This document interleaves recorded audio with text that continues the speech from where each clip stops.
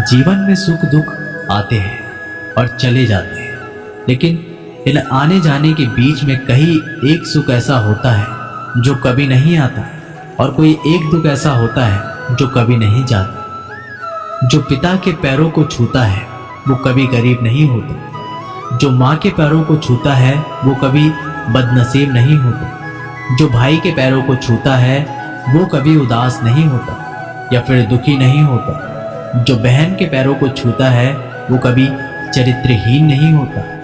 संसार में परेशानी देने वाले की हस्ती कितनी भी बड़ी क्यों ना हो, पर भगवान की कृपा दृष्टि से बड़ी कभी नहीं हो सकती। मनुष्य अकेला पाप करता है और बहुत से लोग उनका आनंद उठाते हैं। आनंद उठाने वाले तो बच जाते हैं, किंतु पाप करने वाला दोष का भागी होता है। जीवन के दुखद और परिवर्तनशील पड़ाव को पार करने का एक ही मार्ग है, अपने धैर्य का अनंत विस्तार कर लो। हम शिकायत कर सकते हैं क्योंकि गुलाब की झाड़ियों में कांटे हैं, या फिर खुश हो सकते हैं क्योंकि कांटों की झाड़ियों में गुलाब है।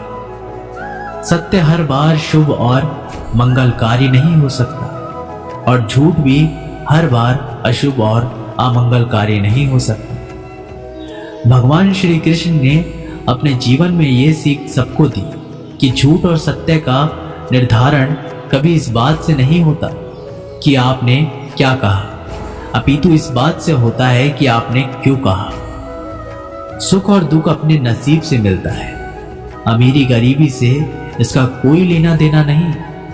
रोने वाले महलों में भी रोते हैं और किस्मत में खुशी तो झोपड़ी में भी हंसी गूंजती है।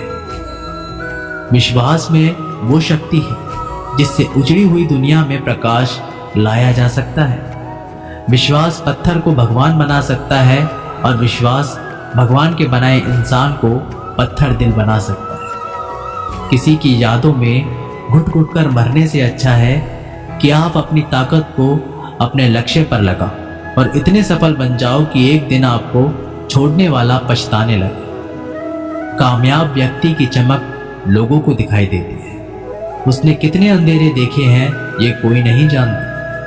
यदि सपने सच नहीं हो रहे हो तो रास्ते बदलो, सिद्धांत नहीं, क्योंकि पेड़ हमेशा पत्तियां बदलते हैं, जड़ें नहीं।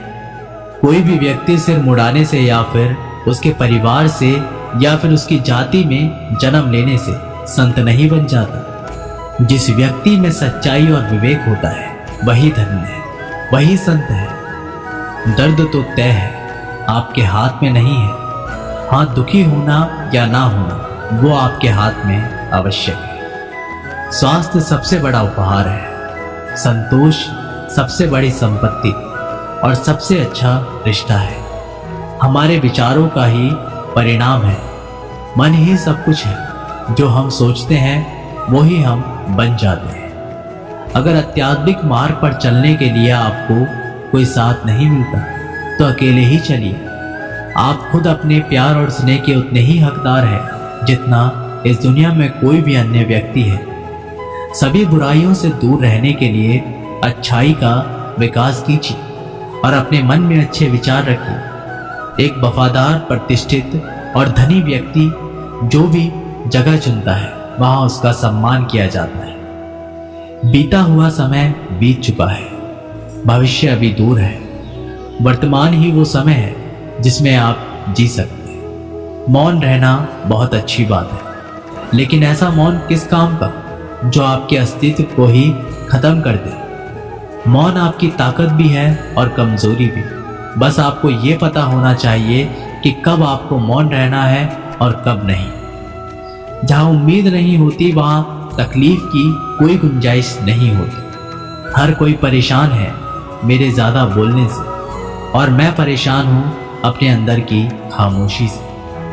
अच्छे कर्म अच्छे फल देते हैं। वो जो अपने परिवार से अधिक जुड़ा है उसे भय और चिंता का सामना करना पड़ता है, क्योंकि सभी दुखों की जड़ लगाव है। इसलिए खुश रहने के लिए लगाव छोड़ देना चाहिए। वो जो हमारे चिंतन में रहता है वो गरीब है, भले ही वास्तविकता में बहुत ही दूर क्यों ना हो, लेकिन जो हमारे हृदय में नहीं वो करीब होते हुए भी बहुत दूर हो जाता है।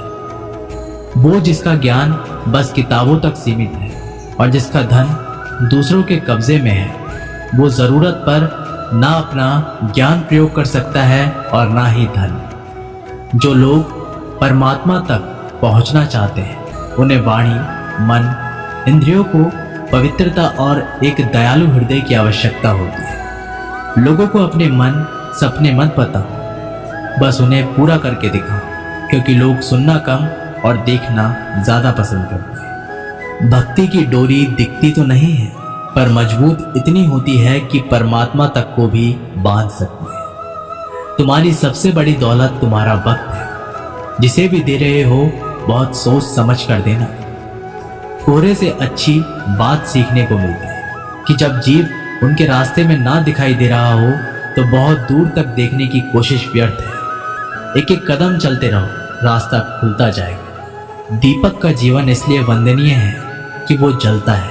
अभी तो इसलिए वंदनीय है क्योंकि वो दूसरों के लिए जलता है, दूसरों से नहीं जलता। दृढ़ इच्छा शक्ति वो शस्त्र है जिसके साथ तुम्हारे ज्ञान और क्षमता में आश्चर्यजनक परिवर्तन आता है। अपमान प्रेम की गरिमा को भंग कर सकता है। तुमसे प्रेम करने वाला कभी भी तुम्हारा अपमान नहीं कर सकता। जिनके लिए आप महत्वपूर्ण होंगे, उनके पास आपसे जुड़े रहने की कई बहाने होंगे, और जिनके लिए आप महत्वपूर्ण नहीं हैं, वो दूर जाने की हजार वजह खोज लेंगे।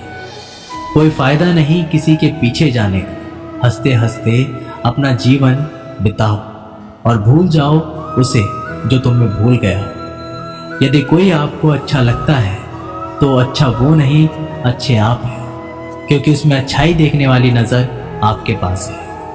एक बार एक मूर्तिकार अपनी छेनी और हथौड़े से एक पत्थर को भगवान की मूर्ति का आकार देने का प्रयास कर रहा था। जैसे ही वह छेनी पर अपना हथौड़ा चलाता, वह पत्थर चिल्लाने लगता और कहने लगता कि ये क्या कर रहे हो, मुझे इतना मार क्यों रहे हो, मुझे बहुत दुख हो रहा है, तकलीफ हो रही है, पीड़ा हो रही है, मुझे अपने हाल पर छोड़ दो और यहाँ से चले जाओ।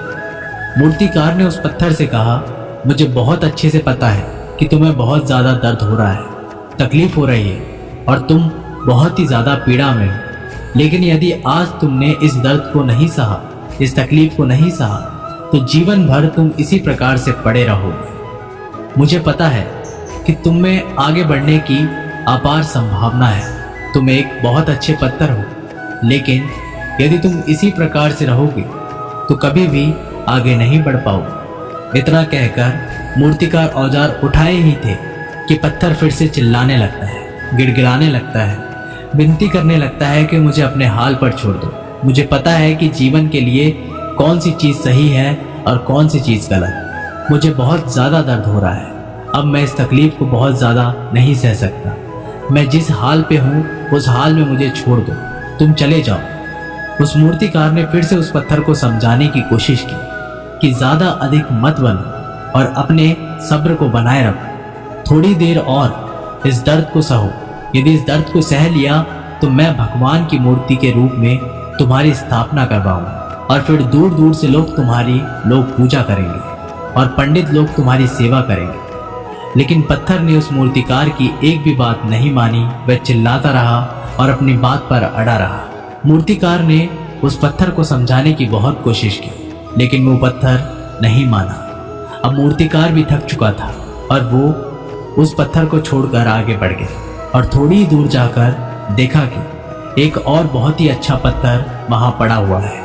उसने छेनी और हथौड़ा उठाए और उस पत्थर की मूर्ति को बनाने के लिए तैयार हो गया। मूर्तिकार ने छेनी और हथौड़े का वार दूसरे पत्थर पर जारी रखा। दूसरे पत्थर को भी दर्द हुआ, तकलीफ उसे भी हुई, लेकिन उस पत्थर ने बर्दाश्त कर लिया और देखते ही देखते थोड़े समय के बाद उस पत्थर ने भगवान की मूर्ति का रूप धारण कर लिया। थोड़े दिन बाद उस मूर्ति के एक मंदिर में स्थापना हो गई।